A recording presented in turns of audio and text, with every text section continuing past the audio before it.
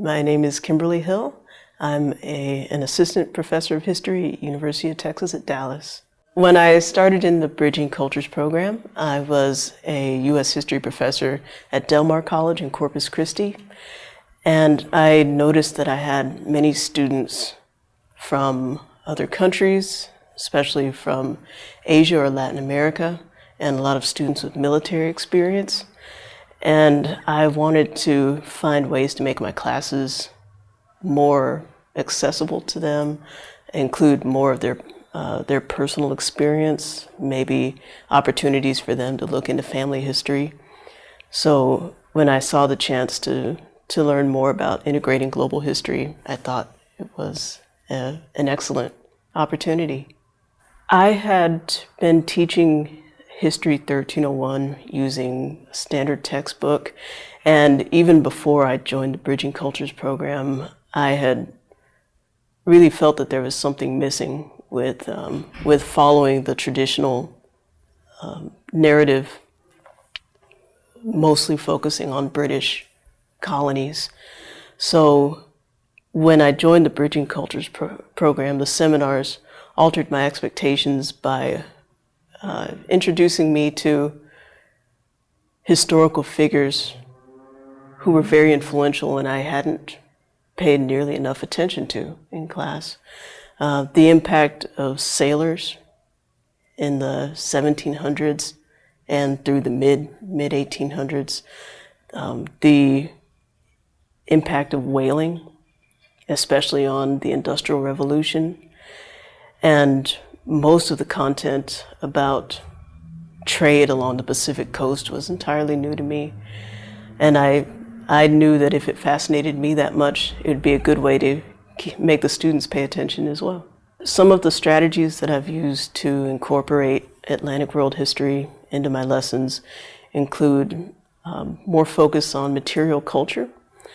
During our seminar on Atlantic history in Washington, D.C., we read an article about the importance of Mexican chocolate for Spanish colonialism, and we even got to see the spices that went into the chocolate. So I started describing that process to the students and using other types of material culture, like just bringing a bare board, hardwood board into class and having students imagine what it would feel like to be lying barebacked on a board for weeks at a time, like people who were enslaved did, and how that could cause infections, how painful it could be. One of the challenges that I always found in the first few weeks of class was getting students to believe that they could study history of people who didn't leave written records. So using material culture, as we did in our Bridging Cultures seminar, gave me some ideas to expand on that in class through the first 8 weeks. For the first 5 years of my teaching career, I was teaching 3 classes online per semester, and I wanted to find a way to help the students make sense of the readings.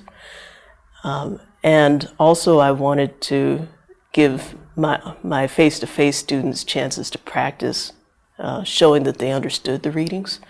So I decided to make an online companion to my History 1301 classes that students could start at their own pace. They can answer multiple choice questions to show that they have finished the summaries that I wrote, and they can choose primary sources based on their interest.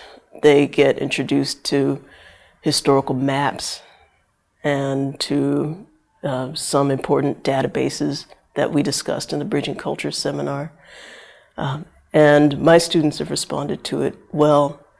I also wanted to be able to share that resource with my colleagues at Del Mar, and so online seemed like the best format.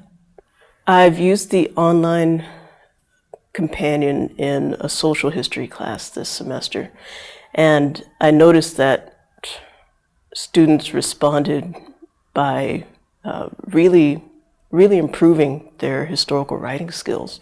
through the semester. It was the first semester that I saw such marked improvement in being able to craft an argument and analyze sources. I think part of that came from having that early opportunity in the first 3 weeks to go to my website and read primary sources from indentured servants or from former slaves, and just take a low-risk opportunity to tell me their thoughts, their reactions, and write some historical comparisons. When I switch between face-to-face and online teaching, I find that clarity is absolutely essential. Online students will rarely ask for help when they actually want it. So at first I was concerned that adding unfamiliar material to the online students' coursework might confuse them. I found that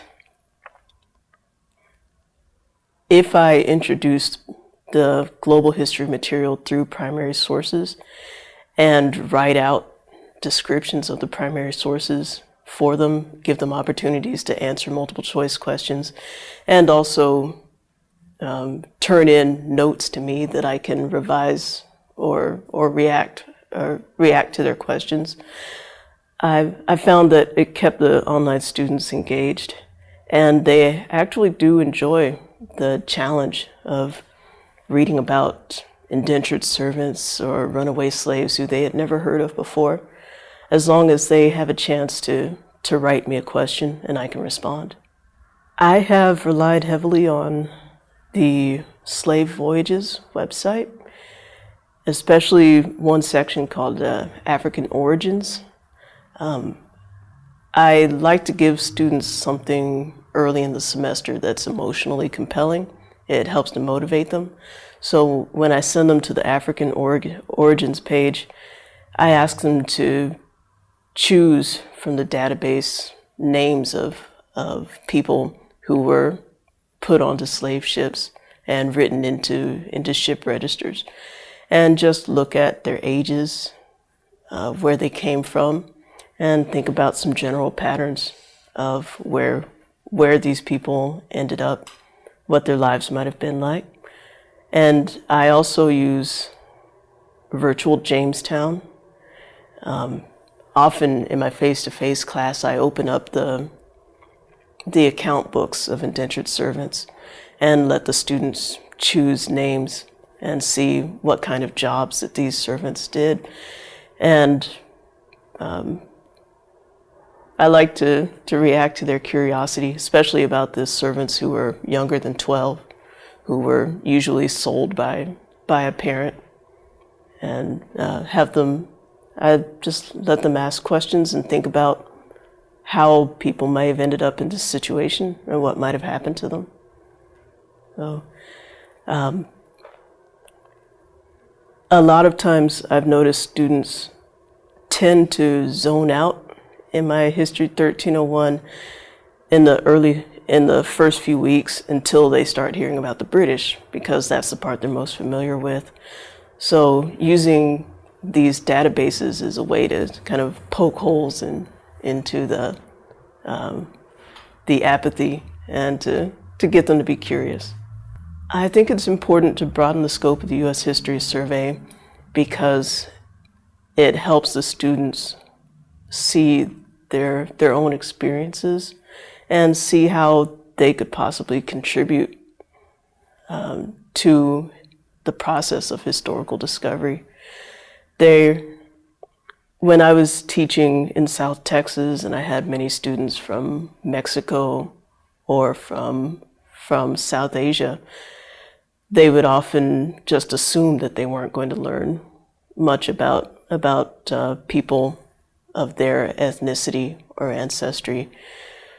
Once they find that U.S. history can incorporate people from other countries and that it can have relevance to current events, I think it gives them more confidence to to try to draw on their own experience, to make historical comparisons, to evaluate the material based not just on their reaction to perspectives, but on believing that they can actually relate to what they see in the sources. The advice that I would offer to other faculty thinking about broadening the scope of their U.S. History Survey courses is to try a thematic approach rather than just chronological.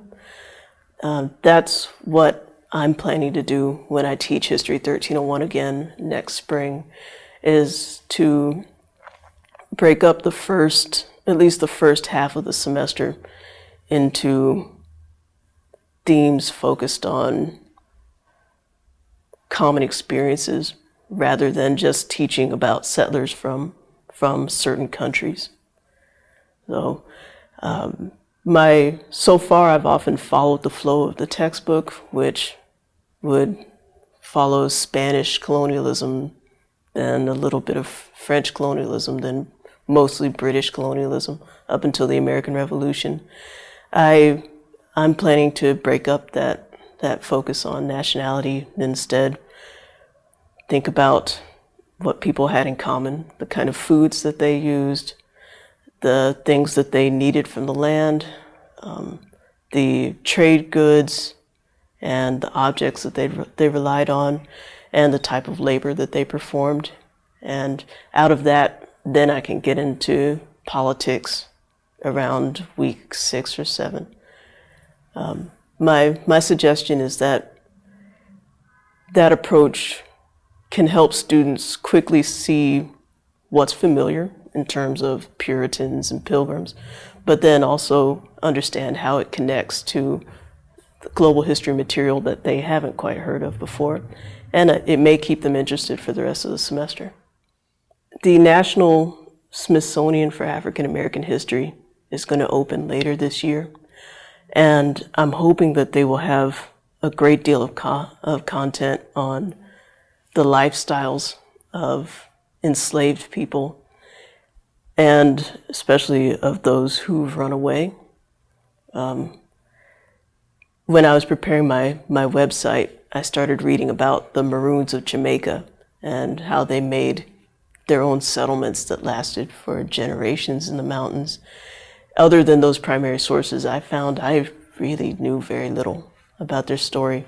And I've always wanted to know more about Black history in the Caribbean. I'm hoping and assuming that the Smithsonian website will include a lot of resources on that in a central location rather than just scattered in various print books.